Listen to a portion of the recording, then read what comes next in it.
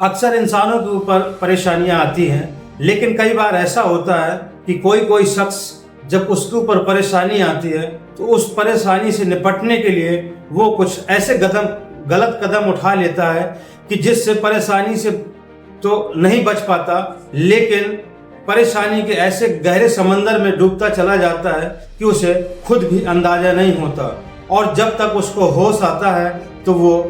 गहरे समंदर में डूब चुका होता है और अपने आप को कहीं ना कहीं शर्मसार भी महसूस करता है और कहीं ना कहीं जाने अनजाने वो देश की वर्दी को भी शर्मसार कर देता है। एक ऐसा ही मामला निकल कर आया है उत्तर प्रदेश के झांसी जिले से। इसकी ऐसी एक वानगी देखने को मिलती है कि एक खेल का मैदान होता है और वहाँ पर कुछ लोग एक खेल का मैदान होता है और उसी मैदान पर कुछ लोग क्रिकेट मैच खेल रहे होते हैं। शहरों में अक्सर होता है कि जहाँ पर भी ऐसी छोटी मोटी कोई भी जगह या खाली प्लाट होता है तो वहाँ पर बच्चे खेल का मैदान बना लेते हैं और वहाँ पर कुछ ना कुछ खेलते रहते हैं। और ये बच्चे भी वहाँ पर मैच खेल रहे थे। उसके जस्ट ठीक सामने एक शहर की एक बड़े व्यापारी के बेटे की इलेक्ट्रॉनिक की दुकान होती है। यहाँ पर बच्चे लोग खेल पर मस्त थे और वहाँ पर व्यापारी का बेटा अपनी दुकानदारी पर मस्त था। लेकिन ये जो खेल खेल रहे थे ये कोई साधारण मामला नहीं था, बल्कि ये एक प्री प्लान एक गेम था।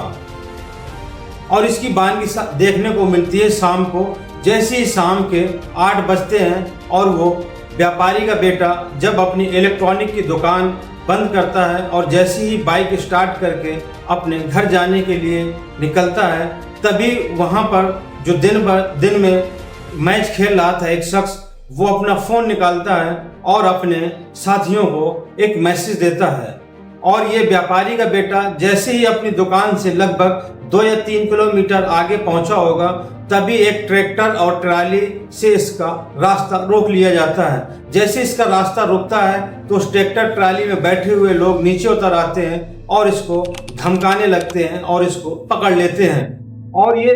जो ट्रैक्टर ट्राली में बैठे लोग होते हैं, इन्होंने गमछे से अपना मुंह भी बांध रखा था और इनके हाव भाव देखते ही व्यापारी के बेटे को समझते देर नहीं लगती कि ये कोई अच्छे लोग नहीं हैं और इनके इरादे नेक नहीं हैं। तभी वो व्यापारी के बेटे को उठाकर उस ट्रैक्टर की ट्राली में डाल लेते हैं और उसके मुंह पे कपड़ा ठूंस देते हैं और उसके हाथ और पैर बांध देते हैं और ताकि कोई देख ना सके तो ऊपर से एक तिरपाल डाल देते हैं और वहां से इसको ले जाते हैं। यानी कि इस व्यापारी के बेटे का अब अपहरण हो चुका था।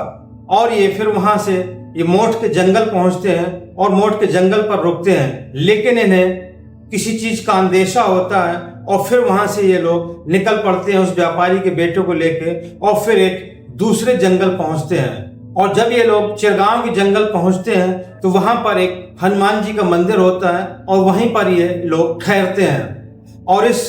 व्यापारी के बेटे को भी वहां पर उतार लेते हैं और उसके हाथ और पैर तो पहले से ही बांध रखे थे और उसके मुंह पे कपड़ा भी ठूस रखा था ताकि वो चीख चिल्ला न सके। रात के लगभग 11 बजे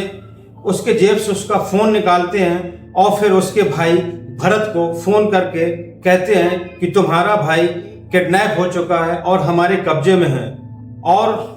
उसके बदले तुम्हें 1.5 करोड़ रुपए हमें फिरौती के रूप में देनी होगी और ये बात अगर किसी से बताई तो तुम्हारे भाई को हम मार देंगे। जगह और समय हम बताएंगे। और इतना कहकर वो फोन बंद कर देते हैं। अब रात हो जाती है। रात की ये लोग भी वहीं पर सो जाते हैं और उस व्यापारी के बेटे के भी हाथ पैर बंधे होते हैं, लेकिन वहीं पर लगभग रात के 1 बजे वो व्यापारी का बेटा अपने पैर खोल लेता है और वहां से भाग जाता है। जैसे ही वो व्यापारी का बेटा भागता है तो भागने की इनको आहट मिल जाती है और फिर ये लोग उसका पीछा करते हैं और एक गांव के पास जाकर इसको पकड़ लेते हैं। लेकिन जब तक इसको पकड़ते हैं वो चीख और चिल्ला देता है और जैसे ही वो चीखता चिल्लाता है तभी वहां पर गांव के लोग रात में इकट्ठे हो जाते हैं। लेकिन ये लोग बड़ी होशियारी से काम चलाते हैं और उन गांव वालों को कहते हैं कि दरअसल ये हमारा भाई है और मानसिक रूप से विक्षिप्त है और ये हमेशा घर से भाग जाता है, इसीलिए हम इसको पकड़कर अपने घर ले जा रहे हैं। गांव वालों को यकीन हो जाता है और गांव वाले अपने घर वापस लौट जाते हैं और फिर उस व्यापारी को, बेटे को लेकर उसी हनुमान मंदिर के पास ये लोग ले जाते हैं और फिर वहां पर कुछ देर बाद ये लोग सो जाते हैं और सुबह के वक्त फिर वो व्यापारी का बेटा वहां से भाग जाता है। जब ये लोग सुबह उठते हैं तो पता चलता है कि इनकी पकड़ इनके हाथ से निकल चुकी थी और 15 अप्रैल यानी कि 15 अप्रैल की सुबह पुलिस पर एफआईआर लिखवाई जाती है और जब एफआईआर लिखवाई जाती है तो मामले की संजीदगी को देखते हुए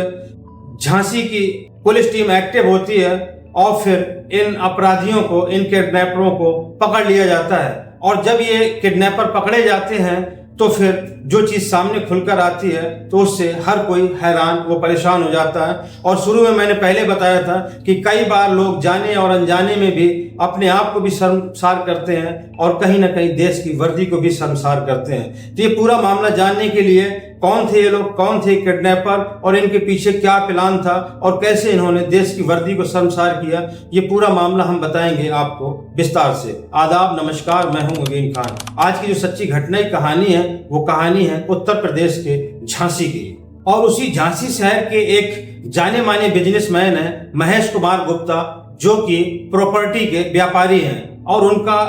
बेटा है माधव मोहन, जिसकी उम्र लगभग 29 साल है और उनकी दुकान हाईवे के सामने सर्विस रोड पर एक इलेक्ट्रॉनिक की दुकान है और 24 अप्रैल की शाम 8 बजे उनका अपहरण हो जाता है, जिसकी रिपोर्ट थाने पर लिखवाई जाती है। और मामले की संजीदगी को देखते हुए झांसी की एसपी सुधा सिंह इस मामले पर गंभीरता से विचार करती हैं और 6 SWAT टीमें बनाई जाती हैं और फिर किडनैपरों के पीछे लगा दी जाती है। और फिर लगभग 6 दिन बाद इस SWAT टीमों को एक कामयाबी मिलती है और रविवार 20 अप्रैल 2025 को 6 आरोपी गिरफ्तार हो जाते हैं, जो जिन लोगों ने इस बिजनेसमैन के बेटे माधव मोहन को किडनैप किया था। लेकिन जब उन 6 किडनैपरों को गिरफ्तार किया जाता है और उनसे जब पूछताछ की जाती है तो पूछताछ में जो मामला सामने निकल कर आता है वो बड़ा ही आश्चर्यचकित होता है और पुलिस भी सुनकर आश्चर्यचकित हो जाती है। दरअसल वो जो 6 किडनैपर पकड़े गए थे उनका सरगना कोई और नहीं होता बल्कि एक सेना का जवान होता है, जो कि पश्चिम बंगाल के पानागढ़ पर उसकी पोस्टिंग है। उस सेना के जवान का नाम है घनेंद्र प्रताप उर्फ बड़े राजा, जो कि झांसी का ही रहने वाला है और वो एक सेना का जवान है। दरअसल जब उससे किडनैपिंग के बारे में पूछा जाता है तो वहीं पर घनेंद्र प्रताप सिंह जो पुलिस को बताते हैं वो कुछ इस तरह होता है कि दरअसल वो कहता है कि उसने 3 महीने पहले अपनी बहन की शादी की हुई थी और जिस पे उसके ऊपर 25 लाख रुपए का कर्जा हो गया था, जिससे वो काफी ज्यादा परेशान था। और फिर इसी परेशानी के चलते वो 8 अप्रैल 2025 को झांसी आता है और अपने दोस्त मनेंद्र सिंह परमार से सारी बातें बताता है और कहता है कि मेरे ऊपर 25 लाख रुपए का कर्जा है और ये कर्जा मेरे सगे संबंधी और दोस्तों का कर्जा है और वो आए दिन अब मुझे कर्जे के लिए परेशान कर रहे हैं और वो अपना तगादा कर रहे हैं और इतनी बड़ी रकम मैं कहां से चुकाऊं। तभी मनेंद्र सिंह परमार उसको एक सुझाव देता है और कहता है कि झांसी के एक जाने माने व्यापारी हैं महेश कुमार गुप्ता और उनका एक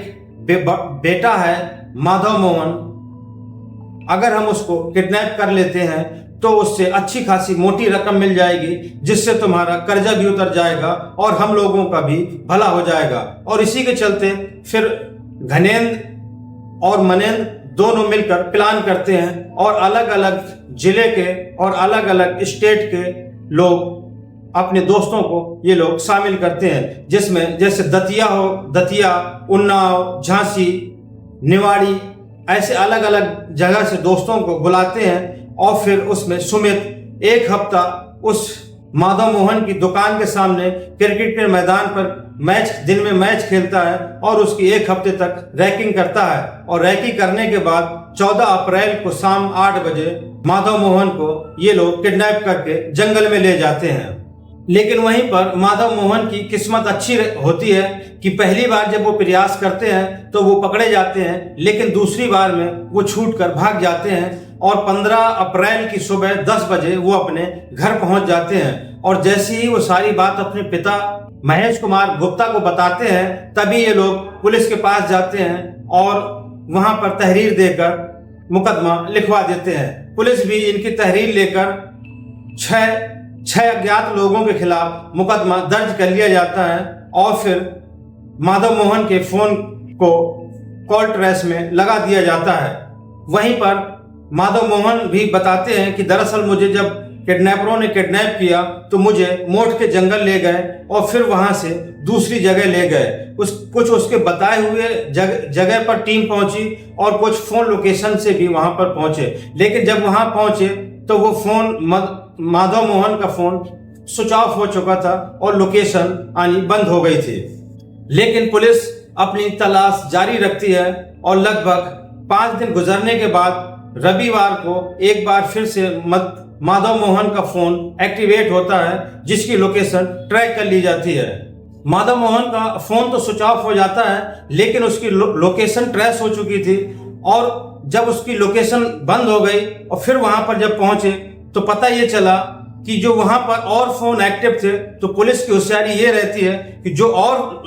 फोन की लोकेशन ट्रेस हो रही थी, जब वहां पर उन लोगों को धर दबोचा तो पता चला कि यही किडनैपर थे। और जब ये लोग पकड़े गए तो ये अलग अलग जिले के 6 अपराधी थे, जिसमें पहला नाम होता है मनेंद्र कुमार परमार, जो कि दतिया का रहने वाला है, सुमित निवाड़ी का रहने वाला है, सूरज अहिरवार रक्षा झांसी का रहने वाला है, बालाजी दतिया का रहने वाला है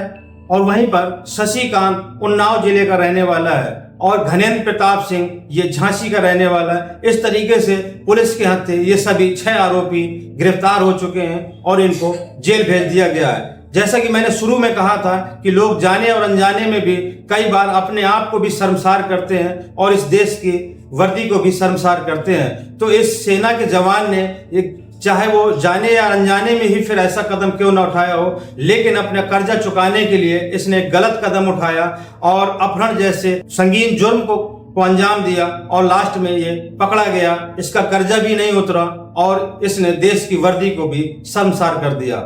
तो दोस्तों, ये थी आज की सच्ची घटनाई कहानी। ये घटनाक्रम सुनाने का मकसद किसी को आहत करना या किसी को परेशान करना नहीं, बल्कि आप लोगों तक सच पहुंचाना और आप लोगों को जागरूक करना है। तो दोस्तों, अगर ये वीडियो आपको अच्छा लगा हो तो ज्यादा से ज्यादा लाइक करें, सब्सक्राइब करें और कमेंट करके अपनी राय जरूर दें। और दोस्तों, अगर फेसबुक पर देख रहे हो तो पेज को फॉलो जरूर करें और कमेंट देकर अपनी राय और अपना सुझाव जरूर दें। मिलते हैं अगले वीडियो में नई कहानी के साथ। जय हिंद।